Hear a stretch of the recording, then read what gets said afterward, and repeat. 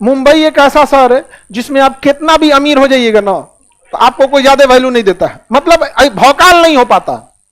आप सड़क पे चले, मर्सिडीज से चलेंगे कोई दिक्कत नहीं। हमारे यहाँ कौन बोलेरो गांव में लेके घुसेगा?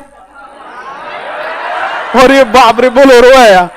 मुंबई में अगर देखेंगे तो अगर जब जहाज लैंड करने वाली होती है, एक से एक बिल्डिंग दिखेगी, एक से अरबों खरबों की बिल्डिंग, उसके बगल में झोपड़पट्टी। ये मुंबई में ऐसा है कि जहां बड़ी बस्ती मिलेगी वहां झोपड़पट्टी भी मिलेगी।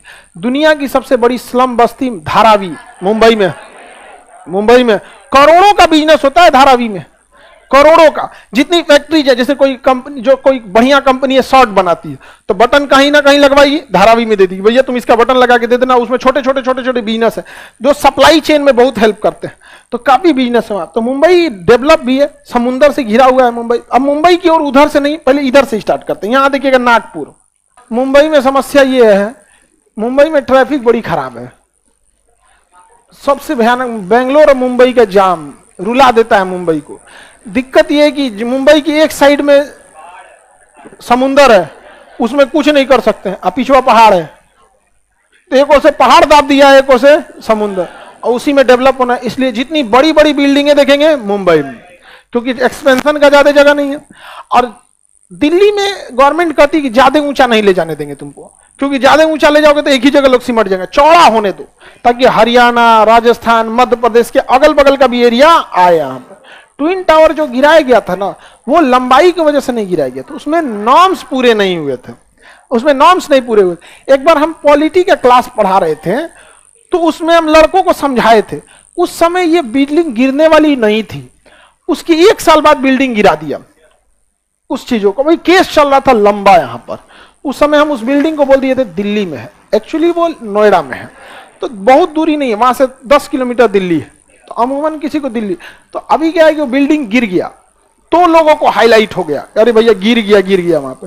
अब जिस दिन गिरा था हम वहीं पे थे, नहीं हम तो दिल्ली में क्लास, जब गिरा तो देखे कि भैया हमारा जो ऑफिस है ना दिल्ली, जो आप लोग का जहाँ में ऑफिस वगैरह, वहां से पास में ही है वहां पर, तो बड़ा हल्का मजा, इतना भयानक गिराया गया था उस बिल्डिंग को। तो जो बिल्डिंग गिराया गया ना, तो वो बिल्डिंग नॉर्म्स पूरा नहीं किया था, रूल रेगुलेशन, इसलिए गिराया गया। नहीं तो हाइट से कोई दिक्कत नहीं, एक से एक बिल्डिंग है दिल्ली में, नहीं तो नोएडा, गुड़गांव में। आगे बढ़ जाए। अब देखिए नागपुर भी अलग डेवलप, मुंबई भी अलग डेवलप। इन दोनों शहरों के बीच में आने में लगभग 18 घंटे लगते थे। इन दोनों के बीच बनाया गया एक्सप्रेसवे। क्या बनाया गया? एक्सप्रेसवे। महाराष्ट्र समृद्धि महामार्ग, महाराष्ट्र समृद्धि महामार्ग। आज इस दूरी को कम करके आप 8 से 9 घंटे में कवर कर लेते हैं। 120 किलोमीटर ये स्पीड में चलिएगा, 120 के स्पीड में ना, तो पुलिस चालान नहीं काटेगी, 120 तक चल सकते हैं। और हमारे यहाँ गाड़ियों पे लिखा रहता है 40। समझ में गया? स्पीड कितना है? 40। और वहां पे कितना है? 120। समझ में गया? तो महाराष्ट्र कितना गुना भाग रहा है? 3 गुना। हो गया काम खत्म। हम कहीं भी जा रहे हैं लोग, हम लोग तो, हमारे यहाँ बहुत सारी समस्याएं हैं। और एक्सप्रेसवे से फायदा ये होता है, हाईवे पुराना हो गया, एक्सप्रेसवे में अगर आए पे एक बार घुस गए तो आप बाहर नहीं निकल पाएंगे कम से कम 30-40 किलोमीटर तक। यानी एक जिला में एक के कोई एंट्री पॉइंट देता है उसमें। हाईवे पे तो कौन बकरी लेके चल आता है, चल चल चल चल, कपड़ा सुखा देता है, बोरा वगैरह सुखा देगा। अब उसमें कैसे आप जा पाइएगा 120 की स्पीड में? पता चला कपड़ा सुखाने वाले को आप तो हिला दिए वो पार। उसमें सड़क में कहीं कट नहीं दिया होता है, और कटीले तार से दीवार उठा दिया जाता है कि जानवर भी ना आए, कुत्ता, कभी गाय, हालांकि कभी कभी गाय भैंस कूद के चल आते हैं, सब तो मर जाता। एक्सप्रेसवे में जो गया कुत्ता, सियार, गाय भैंस तो मर जाते हैं एक्सीडेंट होके। तो एक्सप्रेसवे बहुत जरूरी है। उत्तर प्रदेश में सबसे ज्यादा एक्सप्रेसवे, उत्तर प्रदेश से सबसे ज्यादा एक्सप्रेस है, पूरा इधर से उधर जाए। बिहार में अभी एक्सप्रेसवे नहीं है। एक्सप्रेसवे में होता है कि आप जिस लेन में घुस गए अब निकल नहीं सकते।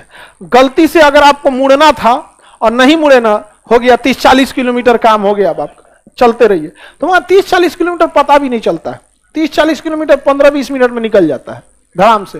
लेकिन 30-40 किलोमीटर तो आगे ले जाएगा, फिर यू टर्न मार के 30-40 किलोमीटर आइएगा। बहुत लंबा भयानक मारता है एक्सप्रेसवे पर। तो एक्सप्रेसवे बहुत जरूरी है। बिहार में भी एक्सप्रेसवे होना चाहिए। हालांकि औरंगाबाद से जयनगर के बीच में एक्सप्रेसवे बनना प्रस्तावित है। अब ये कितने सालों में बनेगा, 2030-35 तक तो बन ही जाएगा। हाँ बन जाना चाहिए, 35 तक तो बन ही जाएगा। आगे बढ़े।